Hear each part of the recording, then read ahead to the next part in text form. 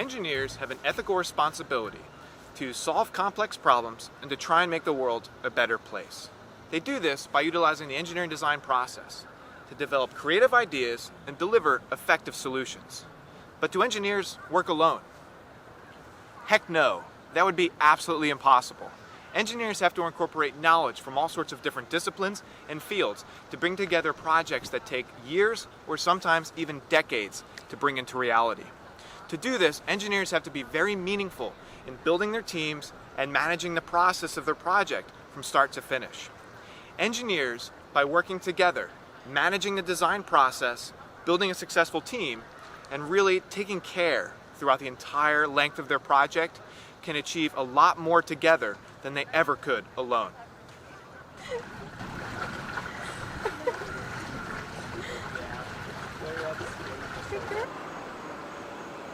Now let's talk about teamwork, because teamwork is super important.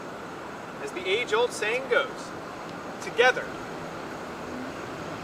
everyone achieves more. And that is especially true in the field of engineering. Let's show them, boys. 5, 6, 7, 8.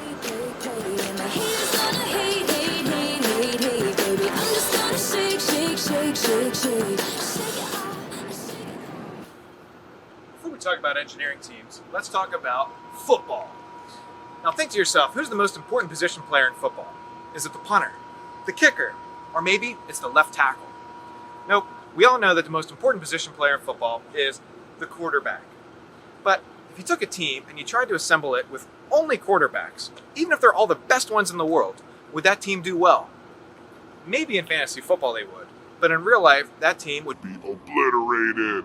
They would score 0 points every game probably and get utterly crushed.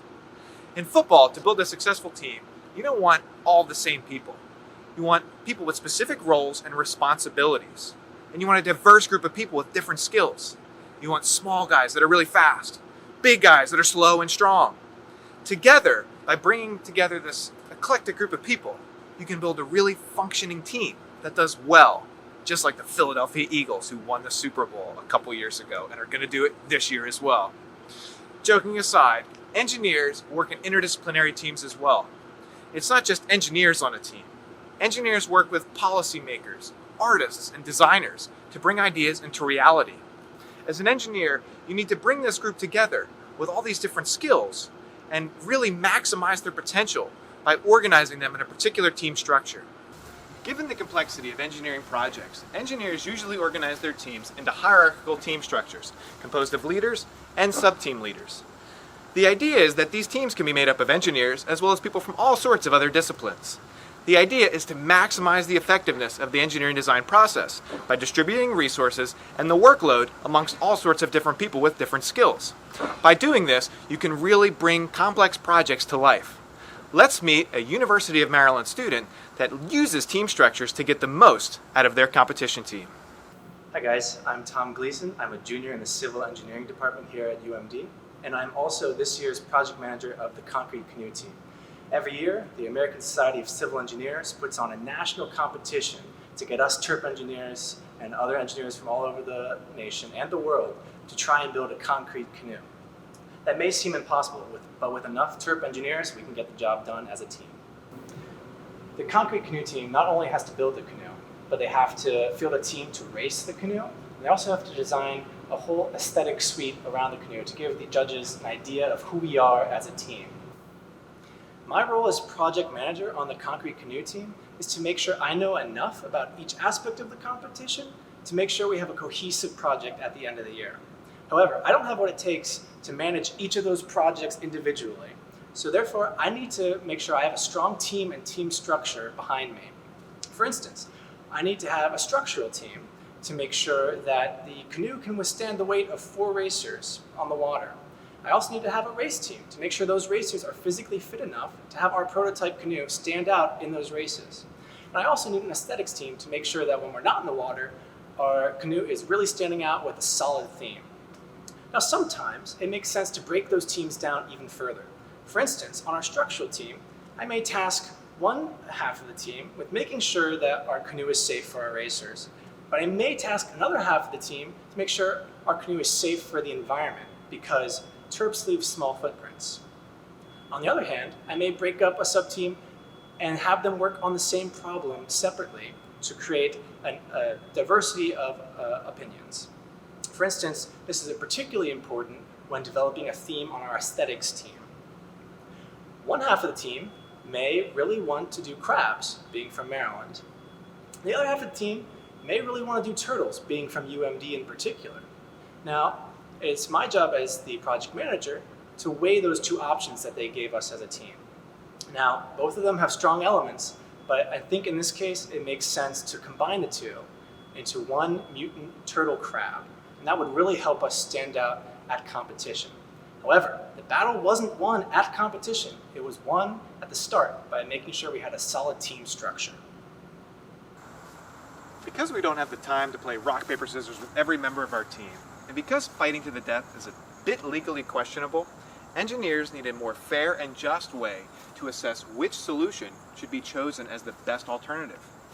Engineers do this by using what's called a decision matrix. Now, the idea of this tool is it allows you to weigh different design alternatives based on different criteria to see which one you think is the best. Now, in this particular case, you can see we have several alternatives, and we're comparing them based on several criteria, which in this case include cost, time to implement, and overall reliability.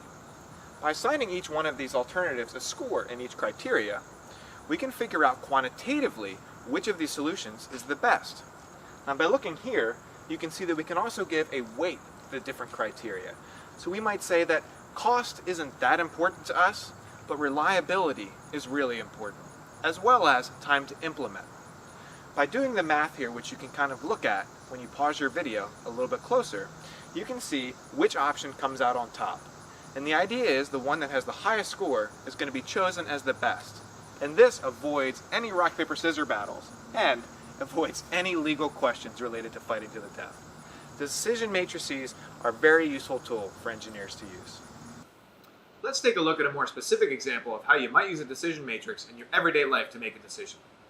Let's say I've been walking around campus all day shooting videos for ENES 100 and it's made me really hungry. Which is true. My tummy is a rumbling. I've assembled these 4 different alternatives here. I'm trying to figure out which of these snacks I should eat to satisfy my hunger. The alternatives I got are this giant box of chocolates from around the world from Kirkland's, a good old-fashioned orange, a protein cookie from Lenny and Larry's flavored with peanut butter, and a couple pieces of chalk I found just sitting around campus. Now, let's say the criteria I'm going to use to figure out which of these snacks I'm going to eat is how healthy the snack is, how easy it is to eat that snack, and how edible that snack actually is. I'm going to put the decision matrix up over here and you can follow along. Now, if we figure out which of these is the most healthy, well, the answer is obviously the orange. That's by far the most healthy snack available. It's organic and full of vitamin C. Lenny and Larry's cookie, well, that's got protein, so that's pretty healthy as well. A close tie with that, actually, is this chalk. You might be going, what? How's that healthy? Well, it's organic and it's natural. It might even be from Whole Foods, so it's got to be good for you if that's true. And if we look at this box of chocolates, unfortunately, this is the least healthy alternative of all of them, especially if I ate the entire box. That would be way too many calories. So, because how healthy the snack is very important to me, I'm going to get rid of the chocolates altogether. Darn! That makes me really sad. Now what I'm going to do is figure out which of these is the easiest to eat. Well, if we look at the scores, the easiest one to eat is actually the chalk. I don't have to do anything with it. It's already ready to go. No cooking needed. The cookie is the second easiest thing to eat because I just have to open the package and it's good to go. And the orange is really impossible to eat because the orange is somewhere inside this protective force field of a shell. How do I even get at that? I don't have any tools available like a saw or anything. I'm locked out of the wood shop today, so that's out. I can't eat that at all. That's just impossible. So I've now got 2 alternatives left.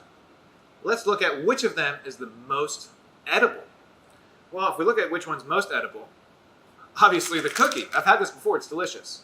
And they're not paying me to say that. The chalk, on the other hand, you might think, man, that's not good. It's not very edible. But and a surprise twist, even though the cookie wins a decision matrix and should be the snack I choose. As a teacher, I've actually developed quite the taste for chalk, and so I'm going to eat this as my snack. Oh my god, what an idea! Just kidding. That's not actually chalk. This is a candy made specifically to look like chalk from Iceland, and it tastes like licorice. Yum, that's good.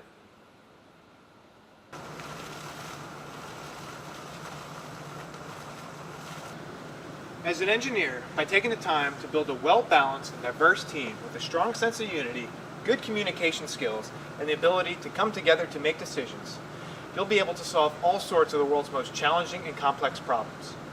An added benefit of good teamwork is that you'll also have a heck of a lot more fun.